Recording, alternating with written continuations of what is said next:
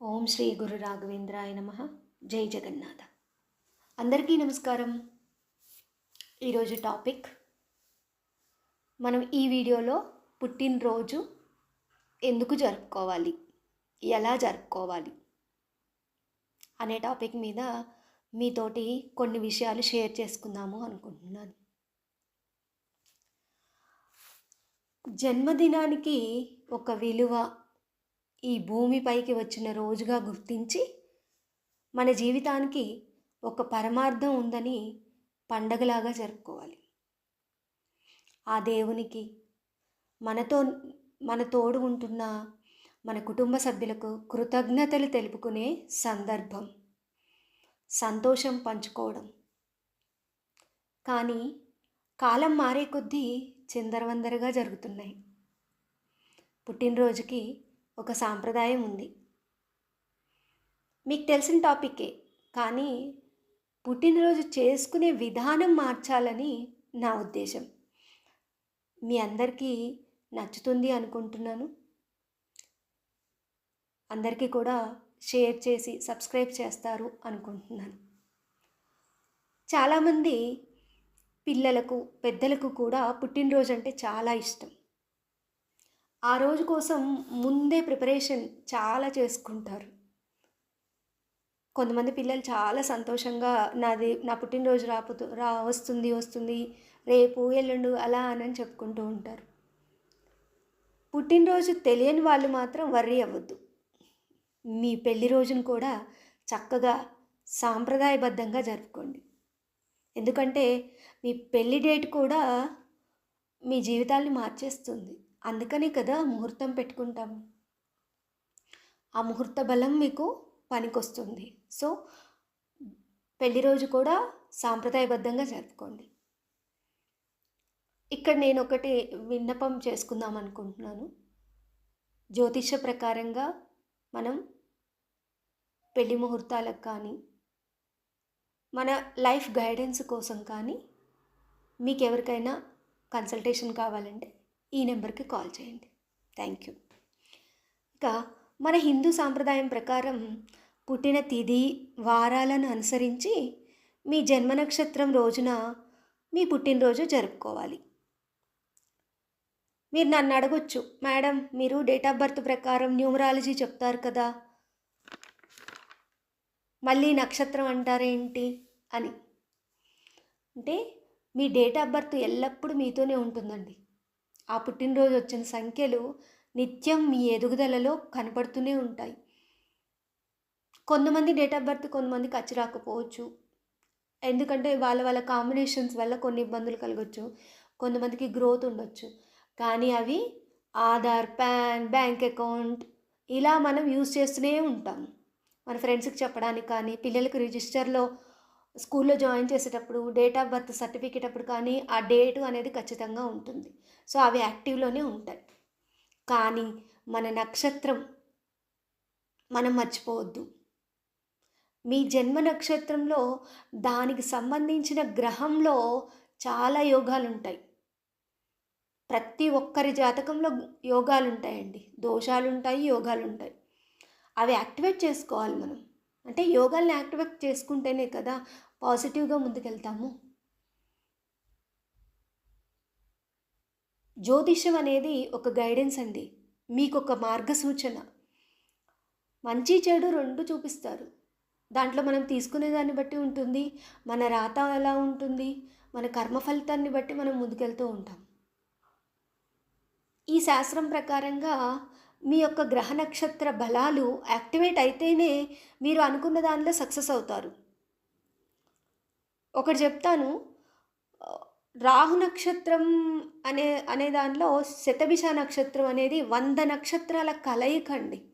అంటే ఆ ఒక్క నక్షత్రం ఆ ఒక్క నక్షత్రానికి ఎంత పవర్ ఉంటుంది, అవునా? మరి అదే రాహు నక్షత్రం వల్ల చెడు వ్యసనాలు కూడా వస్తాయి, కానీ తెలివితేటలు చాలా ఎక్కువగా ఉంటాయి. మంచి చెడు రెండు ఉన్నాయి, కానీ మంచిని యాక్టివేట్ చేసుకోవడానికి మనం తీసుకునే మార్గం అనేది జ్యోతిష శాస్త్రంలో చెప్పబడింది. సో ఈరోజు మనం వాడే టీవీ, మొబైల్ రాహువే. ఎంతమంది జీవితాలను హై లెవెల్‌లోకి తీసుకెళ్ళిందండి. పూసలమ్ముకునే ఒక అమ్మాయిని హై లెవెల్‌గా హీరోయిన్ చేసింది. మరి ఎంతమంది జీవితాల్ని నెగెటివ్‌గా డౌన్‌ఫాల్ చేసింది. అంటే మంచి చెడు 2 ఉన్నాయి. తీసుకునే దాన్ని బట్టి ఉంటుంది.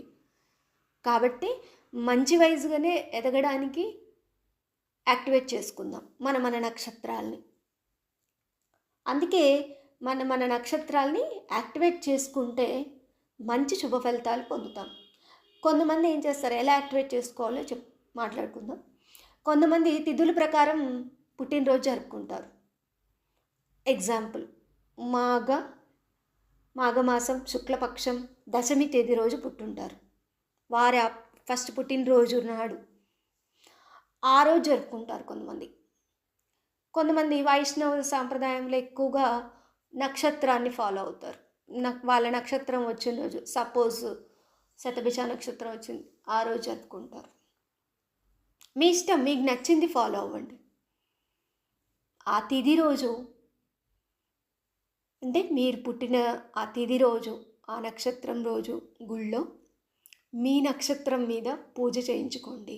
వేద ఆశీర్వచనం తీసుకోండి. ప్లీజ్ చిన్న చిన్న గుళ్ళల్లో అర్చకులకి డబ్బులు ఇవ్వడానికి కూడా కొంతమంది వెనకాడుతూ ఉంటారు. ప్లీజ్ ఇవ్వండి. వాళ్ళ ఆశీర్వచనానికి వెలకడుతున్నామని కాదు. వాళ్ళందరినీ కూడా మనం మన హిందూ సాంప్రదాయం ప్రకారంగా ఎంకరేజ్ చేయాలి. మన వంతు సహాయం వాళ్ళందరికీ అందించాలి. మన గ్రామాల్లో కూడా చాలా టెంపుల్స్ ఉంటాయి. మనం సిటీ లైఫ్లో పడిపోయి మన సొంత ప్లేస్లలో ఉన్న పూజలు గుళ్ళని కూడా మర్చిపోతున్నాం. వారికి ఎంతో కొంచెం మనకు కుదిరినప్పుడల్లా హెల్ప్ చేస్తూ ఉండండి. మన టెంపుల్స్లో పూజలకి డబ్బులు వెచ్చేస్తే మనందరికీ రక్ష అండి. దయచేసి చిన్న చిన్న అర్చకులను కూడా మనం గుర్తుపెట్టుకొని వారికి ఆర్థికంగా సహాయపడదాం.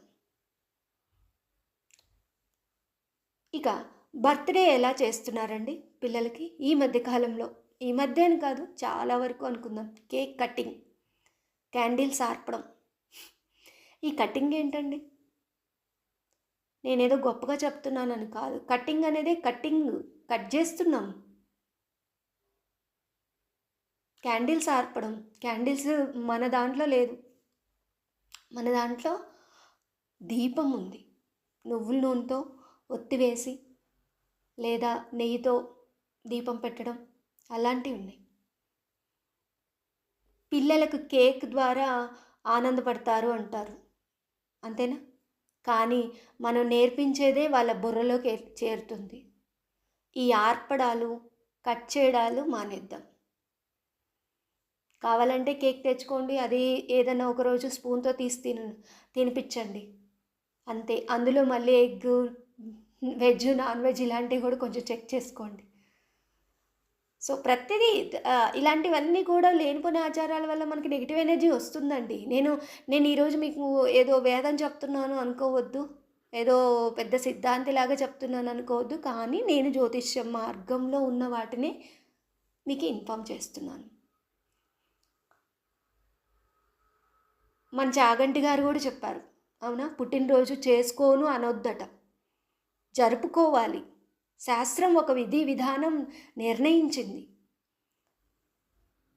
ఆ రోజు ముఖ్యంగా పుట్టినరోజు నాడు ఆ తిథి వార నక్షత్రాలను పరిగణలోకి తీసుకొని తెల్లవారుజామున నిద్రలేచి అభ్యంగన స్నానం చేయాలి. ఒంటికి నూనె రాసుకుంటే అలక్ష్మి దూరం అవుతుంది. నూనె అద్దుకొని తలస్నానం చేయాలి. ఆ తర్వాత నూతన వస్త్రాలు ధరించి నుదిటిన గంధం పొట్టు ముఖ్యంగా పెట్టుకోవాలి. తలస్నానం అంటే డైలీ తలస్నానం చేయించొద్దండి పిల్లలకు కూడా, అందరికీ కూడా బుధవారం, శనివారం. దానివల్ల ఎక్కువగా గ్రహశాంతి జరుగుతుంది. బుధవారమును శనివారం రోజు తలంటు స్నానం చేయడం వల్ల, బుధవారం రోజు పిల్లలకు తలంటు స్నానం చేయించడం వల్ల విద్యాబుద్ధులు పెరుగుతాయి, బుధగ్రహం యాక్టివేట్ అవుతుంది. శనివారము నూనె రాసుకొని తలంటు స్నానం చేయడం వల్ల శనిగ్రహ దోషాలు పోతాయి. అలాగే అలక్ష్మి దూరం అవుతుంది, లక్ష్మీదేవి ఆకర్షణ జరుగుతుంది. రోజు తలస్నానం అస్సలే వద్దు. మనం ఏదైనా వ్రతం చేసుకుంటున్నాము, ఈరోజు పూజ చేసుకుంటున్నాము బీభత్సంగా అనుకున్న రోజు మాత్రమే అలా చేయాలి. వ్రతాలు, పూజలు, పండగ దినాలు, శుభదినాలు ఆ టైంలోనే తలస్నానాలు చేయండి. పిల్లలకి మాత్రం వెనస్డే, సాటర్డే చేయించండి. ఎంత బాగా ఎదుగుదల ఉంటుందో వాళ్ళ ఎడ్యుకేషన్లో. పెద్దవాళ్ళు కూడా అండి, వ్యాపార అభివృద్ధిలో ఆటంకాలు జరుగుతున్నాయా, బుధవారం, శనివారం తలస్నానాలు చేయండి. చాలామంది మగవారు మంగళవారం చేస్తారు. నో, కుజుడి ప్రాబ్లం ఎఫెక్ట్ పడుతుంది. నో తలస్నానం. తలంటు స్నానం గురించి నేను మాట్లాడుతున్నాను. తల స్నానాలు ఏ రోజైనా చేయొచ్చు. తల అంటుకొని స్నానం మాత్రం బుధవారం, శనివారం చేయాలి. ఓకే. సో ఇక ఇలా నూతన వస్త్రాలు ధరించి గంధం బొట్టు పెట్టుకున్న తర్వాత మన ఇంటి కులదైవం మరియు ఇంటి దైవం, ఇష్ట దైవాలను పూజించి ఎవరిదైతే పుట్టినరోజు ఉందో వారు ఇంటి దైవానికి హారతి ఇవ్వండి. పిల్లలైన పిల్లలతోటి హారతి ఇప్పించండి. తల్లిదండ్రులు, పెద్దల ఆశీర్వాదం తీసుకోవాలి. అక్షింతలు శుభప్రదంగా శ్రేయస్సు, కీర్తిని ఇస్తాయి. దీపం పెట్టి ఒక దీపం తీసుకొని దీపంతో హారతి ఇవ్వండి. అలాగే కర్పూర హారతి ఇవ్వండి. ఆ వ్యక్తికి, పుట్టినరోజున్న వ్యక్తికి దిష్టి దోషాలు తొలగిపోతాయి. ఇక దగ్గరలో ఉన్న గుడికి వెళ్ళి నక్షత్రం చెప్పి పూజ అర్చన జరిపించుకొని ఆశీర్వాదం తీసుకోవాలి. చిన్నపిల్లలైతే స్కూల్లో అందరికీ చాక్లెట్లు, మిఠాయిలు పంచాలి. ఎందుకు? ఇది మనం చిన్నప్పటి నుండి ఎక్కువగా కేక్ కటింగ్ అవన్నీ లేవండి. ముందు జనరేషన్ 70, 80, 90s గురించి మాట్లాడుతుంది. ఆ తర్వాత నుండి వచ్చిన వాళ్ళందరూ కూడా కేక్ కటింగ్ అవి ఇవి అని ఇంకా ఇలా ఉన్నాయి, చాక్లెట్లు పంచడం మర్చిపోయారు. కానీ ఇక్కడ పెన్నులు, పుస్తకాలు, ఎరేజర్స్ తీసేసిన పెన్సిళ్ళు పంచాలండి. ఇలా చేస్తే ఇక పిల్లల్లో విద్యాభివృద్ధి, బాలారిష్ట దోషాలు తొలగుతాయి, గండాలు తొలగుతాయి.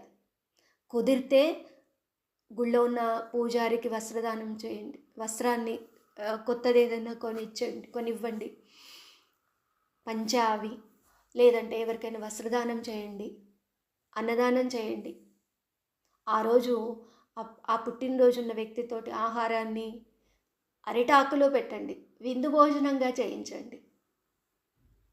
వేరే ఇక నాన్ వెజ్లు, బయట ఫుడ్లు దయచేసి వద్దు. ఎందుకంటే మనం ఆ రోజు ఆ గ్రహాన్ని, ఆ నక్షత్రాన్ని యాక్టివేట్ చేసుకుంటున్నాం, ఆ తిథిని యాక్టివేట్ చేసుకుంటున్నాం కాబట్టి. So no other things. ఇక్కడ చాక్లెట్లు ఏంటండి సిల్లీగా ఉంది అంటారు. అంటే ఇక్కడ సంతోషకరమైన రోజు కాబట్టి మిఠాయిలు పంచుతున్నాము. అంటే శుక్రగ్రహానికి ప్రతీక. ఓకే. మిఠాయిలు శుక్రగ్రహానికి సంబంధించినవి. చాక్లెట్లు ఒక్కొక్క కలర్లో చాక్లెట్లు ఉంటాయి, ఒక్కొక్క గ్రహానికి సంబంధించినవి. అందరికీ పంచితే మీ పిల్లలకు కూడా జ్యోతిషపరంగా గ్రహబలం చేకూరుతుంది. నోట్బుక్స్ ఏంటండి, బుధగ్రహం యాక్టివేట్ అయినట్టేనా కాదా? ఇక్కడ ఇంకో విషయం ఏంటంటే మీ నక్షత్రాన్ని ఓన్లీ పూజలో మరియు జ్యోతిష్యంతో ముహూర్తం పెట్టుకోవడానికి, వాస్తుపరంగా స్థలాలు కొనేటప్పుడు మాత్రమే తెలియచేయాలి. జ్యోతిష్యులకి జాతక పరిశీలనకి వాడాలి. అందరికీ మన నక్షత్రం ఏంటో తెలియచేయొద్దు. ఎందుకంటే ఇక్కడ నెగిటివ్ ఎనర్జీ అట్రాక్ట్ అవుతుంది. ఇక బర్త్డే రోజు, పెళ్లి రోజు బీభత్సంగా ఫోటోలు దిగి స్టేటస్లు పెట్టేస్తాం, అందరికీ పంపడం. స్టేటస్ పెడితే రిప్లై ఇవ్వలేదని బాధపడతాం, సోషల్ మీడియాలో పెడతాం, లైకులు రాలేదని ఫీల్ అవుతాం. ఎక్కడ లేని దిష్టి దోషాలు పెంచుకోవడం గుర్తు చేసుకోండి. ఇక్కడ ఒక పాయింట్ గుర్తు చేసుకోండి. మనం ఫొటోస్ మన ఇంటికి ఎవరన్నా మన ఇంటికి వచ్చిన వాళ్ళకు మాత్రమే ఆల్బంలో చూపించేవాళ్ళం ఇదివరకు, అవునా? ఈ మధ్యకాలంలో చాలామంది ఏం చేస్తారు అంటే కొంతమంది జ్యోతిష్యం కోసం నాకు కన్సల్ట్ అయిన వాళ్ళు ఏం చేశారంటే, మా వారికి హెల్త్ ప్రాబ్లమ్స్ వస్తున్నాయండి, మా బాబుకి ఎడ్యుకేషన్‌లో గ్రోత్ లేదు, మా పాపకి దిష్టి తగిలిందండి. కొంతమంది డైరెక్ట్‌గా బ్లాక్ మ్యాజికే మాట్లాడతారు. ఇవన్నీ ఎందువల్ల వచ్చాయండి? నరదిష్టి, దోషం, నెగెటివ్ ఎనర్జీ వల్లనేనా? జెలసీ వల్ల కూడా వస్తుందా? కాబట్టి అందరికీ షేర్ చేయకండి. మీ ఫ్యామిలీ అంతా ఫోటోస్ దిగండి. మీరు పెట్టుకోండి, మీరు మాట్లాడుకోండి, మీరు చూసుకోండి. పోనీ మీ ఇంటికి వచ్చిన వాళ్ళకి చూపించండి. చిన్న పిల్లల్ని మరీ ఫోటోస్ అయితే మొత్తము ఆహ్, ప్రతి ఒక్క దాంట్లో ఉంటుంది. ఏ ఛానల్‌కెళ్ళినా కానీ అందులో ఉంటున్నాయండి. అంటే అక్కడ నెగెటివ్ ఎనర్జీని అట్రాక్ట్ చేయిస్తున్నారు. మీ పిల్లలకి మీరే అందజేస్తున్నారు. నేను కొంతమంది గురించి మాట్లాడుతున్నానండి. కొంతమంది బానే ఉంటారు. ఓకే. ఇక డేట్ ఆఫ్ బర్త్ ప్రకారం మీ ఫ్రెండ్స్ ఎవరైనా ఫోన్ చేశారనుకోండి, బర్త్‌డే రోజు విషెస్ చెప్పడానికి స్వీకరించండి. No problem. కానీ మీ నక్షత్ర బలాన్ని మాత్రం యాక్టివేట్ చేసుకోండి. కొంతమందికి రూట్ కాజ్ అర్థం కాదు. గైడెన్స్ ఉండదు స్టడీస్‌లో. ఏమవుదామనుకొని ఏమవుతారో తెలీదు. బాగా కష్టపడాల్సొస్తుంది. ఎగ్జాంపుల్ చెప్తానండి. నేను లాయర్ అవుదామనుకున్నాను. గైడెన్స్ లేదు అప్పుడు. కానీ కన్‌స్ట్రక్షన్ ఫీల్డ్‌లో ఉన్నా నేను. నాకు మళ్ళీ సాటిస్ఫాక్షన్ నాకు జ్యోతిష్యంలో దొరికింది. నాకొద్దన్నా నేను జ్యోతిష్యం వైపు వచ్చేసాను. అది తెలియకుండా వచ్చేసాను. ఎందుకో తెలుసా? ఇక్కడ బుధుడు యాక్టివ్‌గా ఉండి లాయర్ అవ్వకపోయినా కానీ నన్ను జ్యోతిష్యం వైపు తిప్పారు. ఇంకో మా ఫ్రెండ్ వాళ్ళ సిస్టర్ ఒక ఆవిడ డిగ్రీ చదివారు. తర్వాత మళ్ళీ మెడిసిన్ చేశారు. తర్వాత యూకేలో డాక్టర్‌ని ఒకరిని పెళ్లి చేసుకొని సెటిల్ అయిపోయారు. అంటే అక్కడ డిగ్రీ 3 ఇయర్స్ వేస్ట్ చేసుకున్నట్టేనా కాదా? అలాగే మీ పిల్లలకు కూడా గైడెన్స్ అనేది ఇంపార్టెంట్. రూట్ కాజ్ తెలియాలి. అసలు వాళ్ళు ఏ ఫీల్డ్‌కి సూట్ అవుతారు? ఏంటి? జ్యోతిష ప్రకారంగా వాళ్ళకి ఏది మంచి, ఏది చెడు అనేది చెక్ చేసుకోండి ఒకసారి. సో, ఈ వీడియో మీ అందరికీ నచ్చిందనుకుంటున్నాను. మీరు పుట్టినరోజు, మీ పెళ్లి రోజుల్ని ఈ విధంగా చక్కగా జరుపుకోండి. యోగాలను యాక్టివేట్ చేసుకోండి. ఇంకో చక్కటి వీడియోతో కలుద్దాం. నా ఛానల్ని సబ్స్క్రైబ్ చేయండి, షేర్ చేయండి. అందరికీ మంచిని పంచండి. థ్యాంక్ యూ అందరికీ.